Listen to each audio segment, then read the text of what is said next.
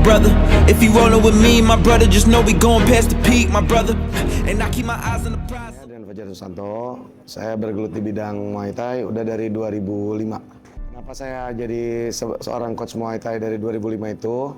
Kebetulan dulunya saya seorang atlet. Dulunya di Bandung, sempat bawa nama Jawa Barat juga, sempat masuk seleksi PON.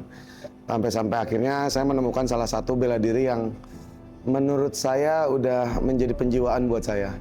Sebenarnya Muay Thai itu udah berkembang dari 2007, 2008 itu sudah ada, cuman belum tercium oleh masyarakat luas. Oke, kalau untuk Muay Thai sendiri banyak macamnya. Jadi dari aliran, kalau aliran itu ada utara, selatan, timur, barat. Kalau style itu ada namanya Muay Mad. Dia Muay Mad untuk pukulan. Terus ada Muay Sok, itu sikut. Muay Khao, itu lutut. Muay Thai, itu tendangan. Nah, nanti ada satu lagi alirannya, yaitu Muay Femur. Muay Femur itu menguasai dari pukulan, sikut, lutut, dan tendangan. Kalau kita lebih ke femur, nggak ngikutin utara, barat, selatan itu karena Muay Thai itu adalah wall of defense. Jadi Muay Thai itu kenapa disebut Muay Thai itu wall of defense? Karena dari atas sampai bawah itu senjata. Setiap orang bisa mempelajari pukulan, tendangan, sikut, lutut, tapi orang-orang kebanyakan lupa kalimat ibunya atau memainya. Kayak misalkan pukulan, namanya apa? Pukulan pertama matrong, atau ada namanya madwiang, ada yang nyebutin madneng, tergantung. Karena kita juga sebagai praktisi Muay Thai itu harus mengenal satu kalimat ibunya, yaitu kalimat Thailandnya. Kedua, setelah kalimat ibunya, kita harus mengenal bentuk gerakannya. Yang ketiga, respect-nya. Yang keempat, tata krama atau kultur yang harus dipegang.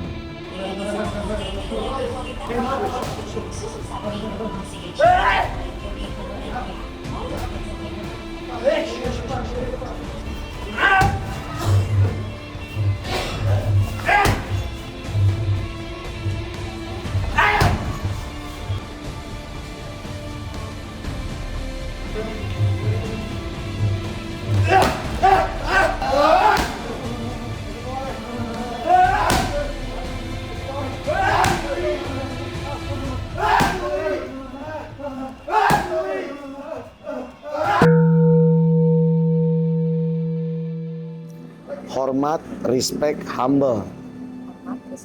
Tiga hal ini. Karena apa? Kenapa hormat? Saat kamu mempelajari Muay Thai, satu, kamu harus menghormati pelatih kamu, teman-teman kamu, camp kamu. Yang kedua, respect. Saat pelatih kamu memberikan ilmu, memberikan arahan atau memberikan pelajaran, kita disiapkan untuk ke arah mana? Apakah hanya untuk olahraga kah?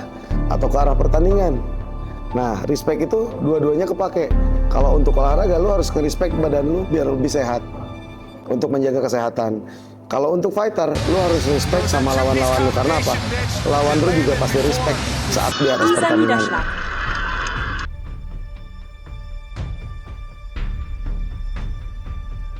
Ini yang jadi jarang orang pahamin. Sekarang ini, ritual khusus di situ kan benar-benar persembahan untuk raja. Kayak saat kita masuk nih, kita pakai mongkon. Mongkon ini punya arti. Mongkon ini adalah salah satu syarat berterima kasih, respect terhadap camp dan terhadap semua yang bersangkut dengan orang tersebut yang untuk pertandingan. Ada artinya. Kayak contoh misalkan ini contohnya kalau misalkan kalian lihat ini monyet. Nah, Hanuman, kita ngomongin Hanuman dulu. Hanuman dia senjata pendek, mainnya elbow, knee. Raja Wali punch and kick. Nah, ini aja udah ngandung arti. Mongkon. Ada aturan nggak mongkon ini saat masuk ring? Ada. Kalau pro, dia harus lewat atas. Ini masih boleh dipakai. Amatir, cowok, ada 4 tali. Kalau pro dia lewat atas.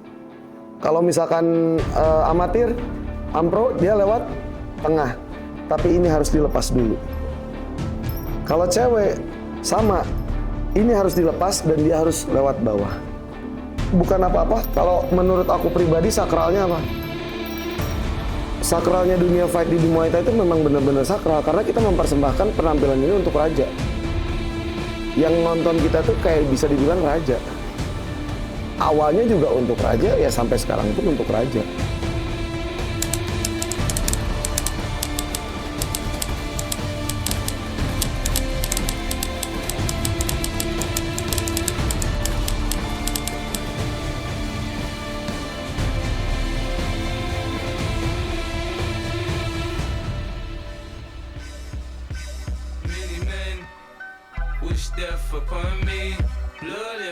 Nama aku Munir Rahmat, aku atlet dari Komando Muay Thai. Aku Muay Thai udah mau jalan 5 tahun ya, tahun depan 5 tahun. Alasannya sih karena dulu tuh sempat gendut dan pas cari-cari di Google, oh ternyata Muay Thai itu bagus buat fat loss. Pas latihan sekitar 3 bulan 4 bulan, pelatih lihat potensi dari aku dan pelatih juga ngerti gitu anatomi tubuh aku. Jadi kayak kamu bagus nih, tinggi, mau nggak ikut tanding? Jadi aku ikut tanding. Sempat melawan Muay dulu ya, apalagi di Cimahi. Di Bandung sih banyak banget kayak aku datengin, mulai dari Satria Negara. Di situ juga aku berarti dengan champion seperti Ronald Siahan, banyak banget. Terus juga dari MFA ada teman-teman aku juga, Juara Iska, ada Nyong Upe, Nyong Tuasa, dan banyak lah ya. Tapi akhirnya setelah 4 tahun di Kemen di Cimahi, terus akhirnya ngeliat Komando dan ngerasa cocok di sini, terus akhirnya mutusin buat kena di sini. Alasannya karena emang pelatihnya tahu banget sama culture Muay Thai, dan aku tuh ngerasa setelah aku tahu culture, aku kayak mikir, oh ini soal aku di sini.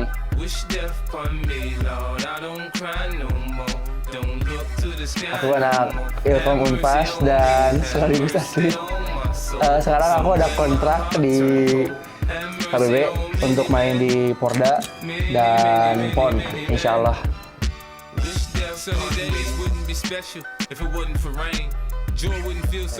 Keseharian aku biasanya aku bangun pagi, habis itu aku latihan jam 8 sampai jam 10.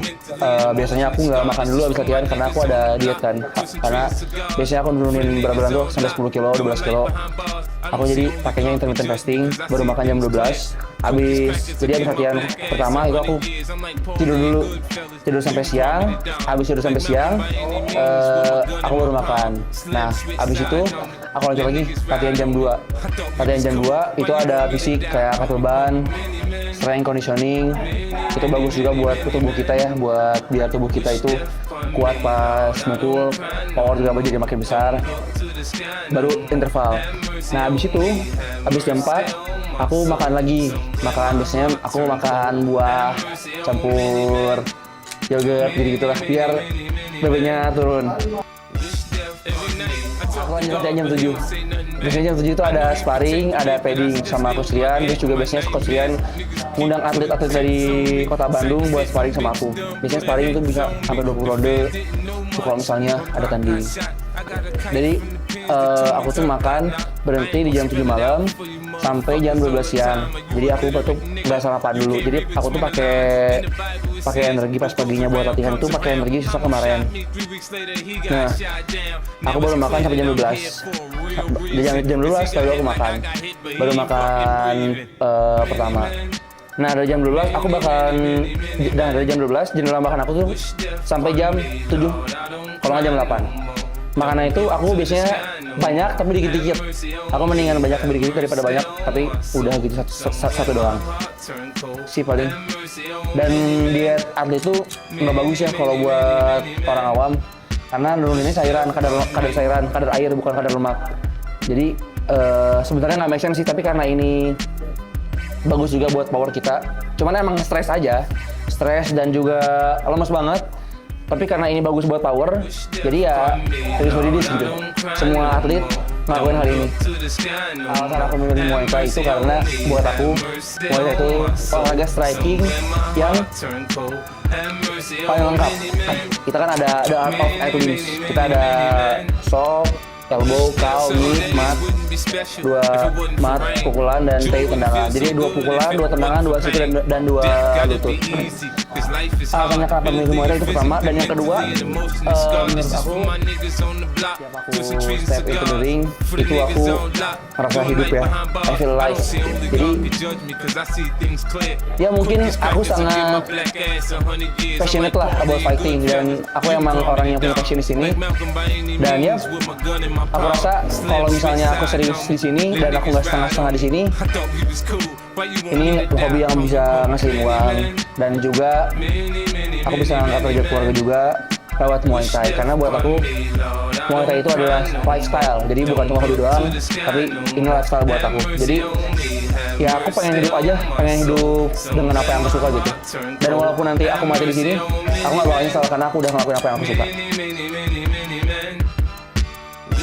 Every night I talk to God, but He don't say nothing back. I know He protected me, but I still stay with my gut and my nightmares. Niggas keep pulling.